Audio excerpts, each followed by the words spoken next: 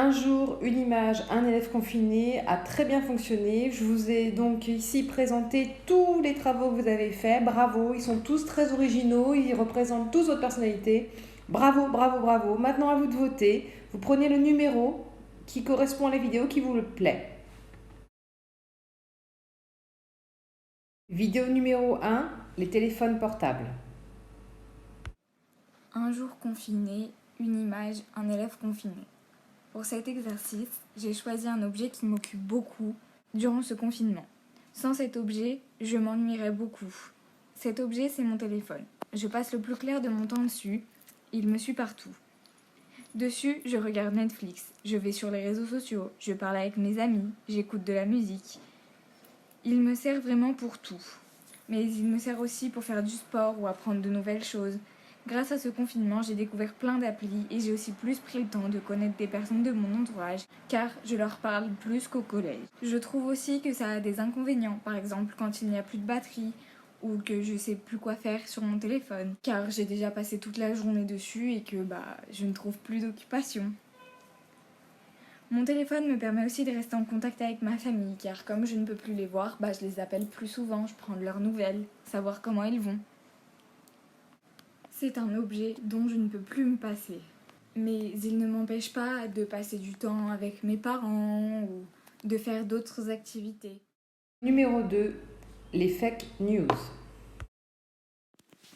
Bonjour, donc je vais vous présenter mon reportage sur ces deux photos qui sont en fait des fake news venant malheureusement de la crise sanitaire du coronavirus qui en donne lieu sur les réseaux sociaux et sur certains articles de presse. La première datant du 3 avril 2020 et la seconde qui a débuté le 11 avril et qui continue à tourner sur internet encore aujourd'hui. Donc pour la première photo, nous pouvons retrouver une fake news venant du réseau social Twitter. Elle montre un soi-disant remède au virus Covid-19 en expliquant un procédé comme boire de l'eau tiède avec du sel et du vinaigre qui éliminerait soi-disant le virus. Elle est montrée aussi comme une info du gouvernement avec une illustration pour toucher plus de monde et pour que plus de monde croit, mais c'est totalement faux. La deuxième, elle vient de WhatsApp et elle contient toute une explication d'un soi-disant ami médecin qui donnerait des informations sur un remède aussi sur le coronavirus. Donc c'est aussi faux et ça a fait vraiment le tour des réseaux sociaux. Et il y a plein de gens qui y ont cru. Donc c'est pour ça que c'est vraiment dangereux les fake news, surtout en cette période de confinement. Et j'ai pris ces deux fake news parce que ça m'a intrigué et pour prévenir des dangers et des informations durant cette période de confinement. Les plus nombreuses parlant de remèdes au Covid-19, comme celle-là, ou encore le coronavirus qui aurait été créé par l'Institut Pasteur en 2013, qui aurait aussi déposé un brevet. Mais c'est vraiment faux et des gens s'amusent à faire ça. Donc voilà, mon reportage est terminé. Numéro 3, le Covid en France.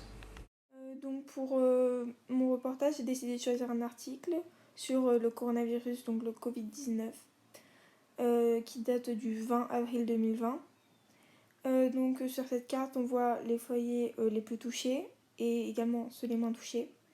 Donc les plus touchés sont ceux dans l'Est et également dans la banlieue parisienne et à Paris.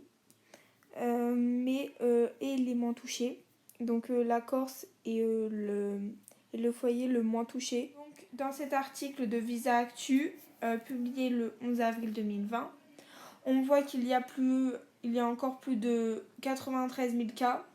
Il y en a plus de 3 000 en 24 heures. Il y a également beaucoup de personnes guéries. Il y en a 27 000. Il y a plus de 31 000 personnes hospitalisées. Il y en a 53 en plus toutes les 24 heures. Pour les décès, il y en a plus de 13 000, dont plus de 9 000 morts à l'hôpital et 5 000 morts en EHPAD. Les cas graves qui sont en réanimation, il y en a plus de 6 000. Et voilà. Numéro 4, l'Europe et le Covid. Un jour confiné, une image, un élève confiné. Mon image du jour est une image des foyers du coronavirus en Europe. Cette image date du 14 avril 2020. Comme nous pouvons le constater, les pays les plus touchés en Europe sont l'Allemagne, la France, l'Espagne et l'Italie. Le 14 avril, l'Allemagne compte environ 3804 morts. La France compte environ 17 617 morts. L'Espagne compte environ 18 812 morts et l'Italie compte environ 21 645 morts. Il y a une énorme différence de morts entre l'Italie et l'Allemagne, car le virus n'a pas touché en même temps ces deux pays. L'Allemagne sont beaucoup plus développés en médecine, car la médecine allemande a énormément de lits de réanimation. Et ils ont eu plus de temps pour se préparer au pire que l'Italie, car la médecine allemande ont guéri plus de 66 000 personnes, alors que l'Italie ont pu en sauver que 38 000 personnes atteintes du Covid-19. Numéro 5, les masques. Bonjour. Voici le masque FFP2. Donc c'est le masque qui sert aujourd'hui à combattre le coronavirus, qui a été en manque dans beaucoup de pays, donc comme nous, la France. Et donc qui aujourd'hui combat le coronavirus. Je voulais choisir cette image parce que je trouve qu'elle est très symbolique à ce qu'on vit en ce moment. Ces masques étaient donc en vente dans toutes les pharmacies jusqu'à que la crise explose en France. Et donc la France a eu besoin que la Chine fasse livrer ces masques par avion. Malgré ça, les États-Unis ont racheté un lot qui était destiné à la France, donc pour les États-Unis, pour soigner tout le monde. Donc ce masque, il est très important et aujourd'hui, les soignants en ont plus besoin que tout le monde en fait. Voilà, c'était pour expliquer à quoi servait ce masque dans cette crise sanitaire. Numéro 6, les masques en folie. Un jour confiné, une image, un élève confiné. Mon image du jour est issue des réseaux sociaux. On y a vu fleurir une infinité de masques les plus insolites. D'après certains spécialistes, le port du masque s'avère très efficace pour lutter contre la propagation du virus. Malheureusement, comme chacun le sait, nous avons connu une grande pénurie de masques à l'échelle mondiale. De ce fait, les populations, affolées, ont fabriqué leurs propres masques avec les moyens du bord. On peut parfois douter de leur efficacité. En effet, d'après certains spécialistes, ce serait contre-productif. Le masque, devant être changé régulièrement, n'assurant plus son rôle protecteur une fois qu'il a été touché. D'autres spécialistes y voient au contraire une protection nécessaire, à défaut de mieux, en particulier pour le grand public. Une chose est sûre, il ne vous dispense pas des gestes barrières à savoir se laver les mains régulièrement, tousser dans son coude, utiliser des mouchoirs à usage unique et respecter les mesures du confinement et la distance de sécurité. 7. Comment vivre le confinement. Donc, un jour, un élève, une image, un prof confiné. Voici mon image du confinement. Donc, c'est une image que j'ai empruntée ou prise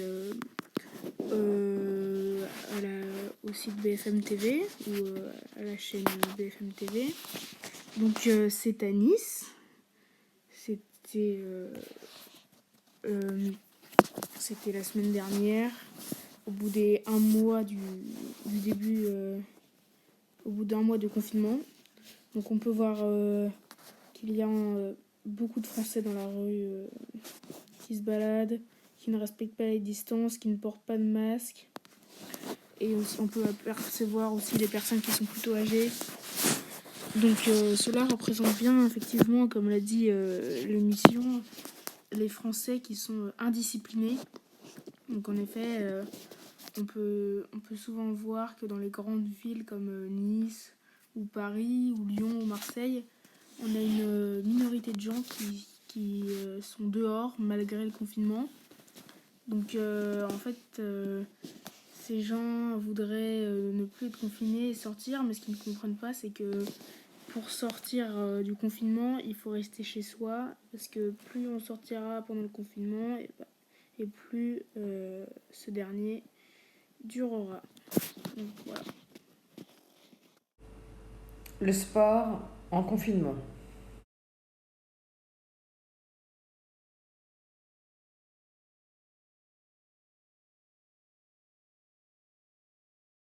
Transformer son appartement en gymnase. Bonjour à tous, je me présente, c'est Aïna. Madame Schiffer nous a donné un travail donc en choisissant une photo et en parler. Donc moi j'ai choisi cette photo car avec mon copain nous avons cherché des jeux ludiques à faire chez soi avec notre famille. Donc par exemple il y a la pétanque, le bowling, le basket. Donc c'est très simple. Pour jouer au basket, vous avez besoin soit d'une boule de tennis, soit d'une boule avec du papier mouillé, soit une boule de papier, soit une boule de ping-pong entourée de scotch ou tout simplement une balle de ping-pong. Donc vous avez besoin aussi de casseroles que vous disposez sur une armoire en hauteur avec des choses lourdes dessus pour ne pas qu'elles tombent. Et enfin, vous pouvez jouer dans un espace spacieux, bien évidemment.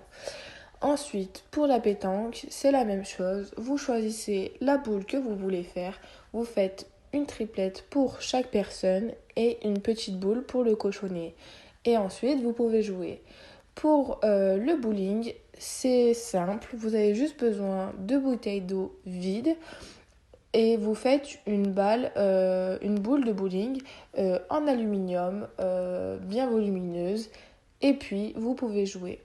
Donc, je pense que pour ce mois de confinement, nous avons besoin aussi de s'amuser en famille, en restant chez soi. Donc, je vous lance ce défi chez vous, à la maison, en famille. Vous pouvez vous amuser. Sachant que c'est les vacances ce soir, donc profitez-en. Numéro 10. Se nourrir lors du confinement.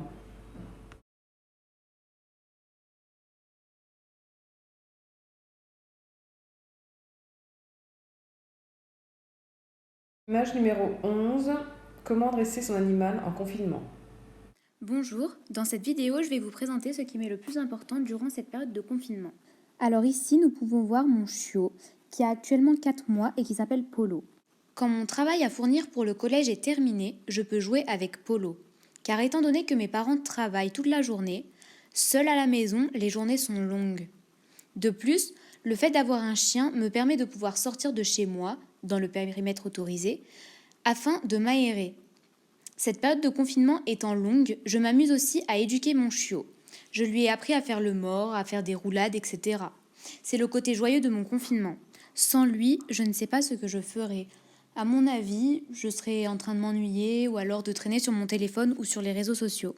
Sur cette image, on peut voir que je suis en train de jouer dans mon jardin avec lui, que je passe du bon temps et que je m'occupe. Cette vidéo est maintenant terminée. Ce travail représentait le défi « Une image, un élève confiné ». Numéro 12. Balade inattendue.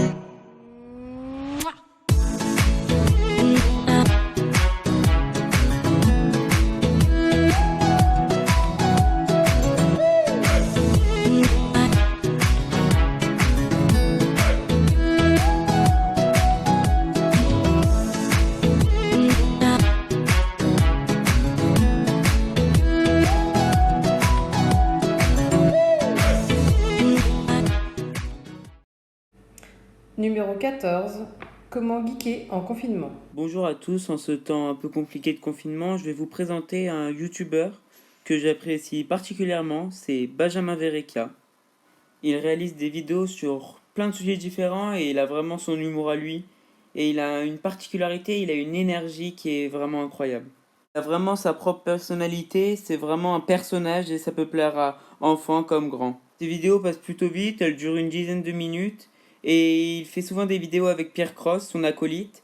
Comme par exemple là, la bataille navale, donc c'est une vidéo qu'il a sortie il y a quelques jours. Qui peut sembler très simple au début, c'est une simple bataille navale qui n'est pas forcément très drôle. Mais il rajoute son petit ton d'humour, ce qui rajoute vraiment quelque chose d'intéressant à la vidéo. Et du coup, elle passe très vite. Et cela peut vraiment faire passer un bon moment et avoir de bons fous rires durant cette vidéo. On peut le regarder tout seul dans sa chambre ou avec la famille, on passera toujours un bon moment. Je voulais vraiment vous présenter Benjamin Verrecchia qui se trouve à gauche de l'image car il a vraiment quelque chose de particulier et différent des autres youtubeurs. Il a vraiment quelque chose d'unique qui fait que ses vidéos sont différentes et sont vraiment intéressantes. Et pendant le confinement, je pense que c'est bien de découvrir de nouvelles personnes et d'apprendre de nouvelles choses avec un ton d'humour. Sans oublier, bien sûr, de faire les devoirs demandés par Madame Siffer. Merci de m'avoir écouté et j'espère que tout se passe très bien durant ce confinement. Au revoir. Numéro 15. Lecture d'un graphique concernant les victimes du Covid. L'image que j'ai choisie est un graphique représentant le nombre d'hospitalisations du Covid-19 en France, qui vient du site L'Internaute. Dessus, nous pouvons voir une courbe bleue qui représente le nombre d'hospitalisations du Covid-19 total en cours, du 14 mars au 15 avril 2020, et derrière cette courbe se trouvent des bâtons plus clairs qui représentent les nouvelles hospitalisations, c'est-à-dire le nombre de nouvelles hospitalisations du Covid-19 par jour du 18 mars au 15 avril 2020. Nous pouvons voir très clairement la courbe bleue qui représente le total d'hospitalisation monter à toute vitesse du 14 mars au 4 avril, puis elle commence à se stabiliser et même commencer à descendre. Cela veut sûrement dire que les personnes malades commencent à guérir et donc à sortir d'hospitalisation, ce qui est très positif et qui peut redonner de l'espoir. Mais il y a peut-être une deuxième raison, étant que le confinement commence à faire effet et que du coup il y a moins de personnes qui ont le coronavirus, donc moins de personnes qui rentrent en hospitalisation par jour. On aperçoit bien les bâtons plus clairs descendre à partir du 1er avril et même arriver dans le négatif le 15 et le 16 avril. Cela veut dire qu'il y a plus de personnes qui sortent d'hospitalisation qu'ils n'en rentrent, ce qui est à nouveau super. C'est pour cela qu'il ne faut surtout rien lâcher et continuer à bien rester confiné. Numéro 16. Sur les balcons.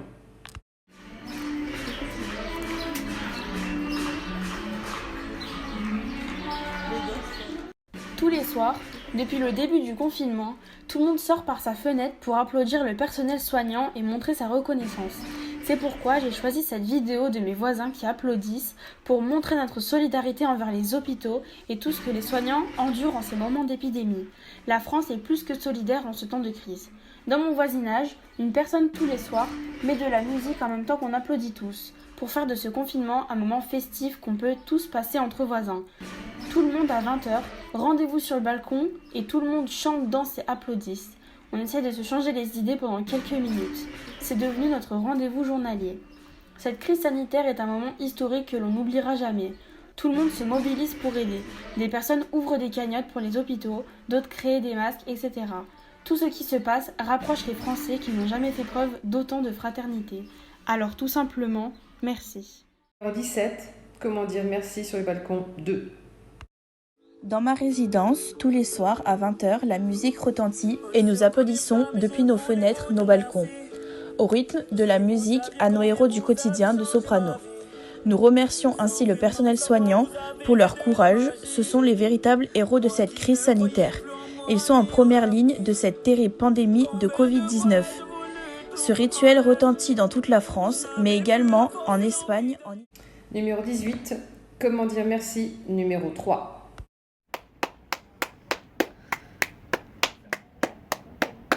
Bravo!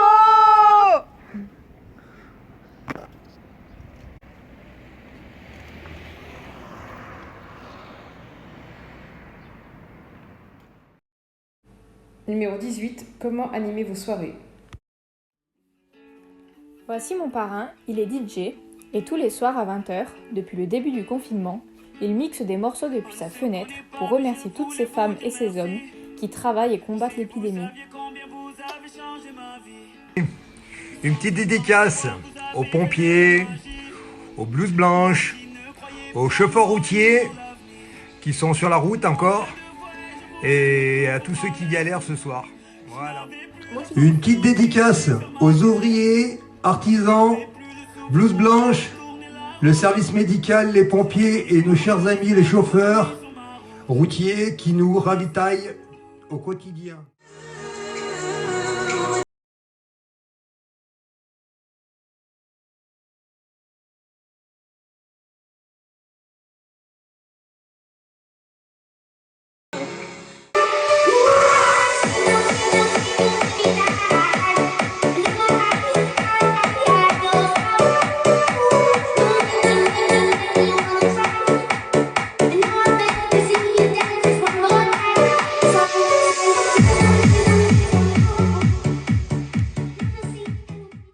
Numéro 19, comment sortir de ce confinement? Sur BFM TV, il y a eu un reportage du ministre de l'Éducation qui annonce la reprise progressive des cours à partir du 11 mai. Pour les CPSE2, ils reprennent le 11 mai normalement. Pour les 6e, 3e, première et terminale, le 18 mai. Et les autres, et tous les autres niveaux, le 25 mai. Ça va s'étaler sur 3 semaines pour la reprise des cours. La reprise des cours se feront par petits groupes de 15 élèves par classe pour limiter les contacts. La réouverture des écoles s'accompagnera par de consignes d'hygiène strictes à respecter et les parents ne seront pas obligés de faire aller leur enfant aux écoles.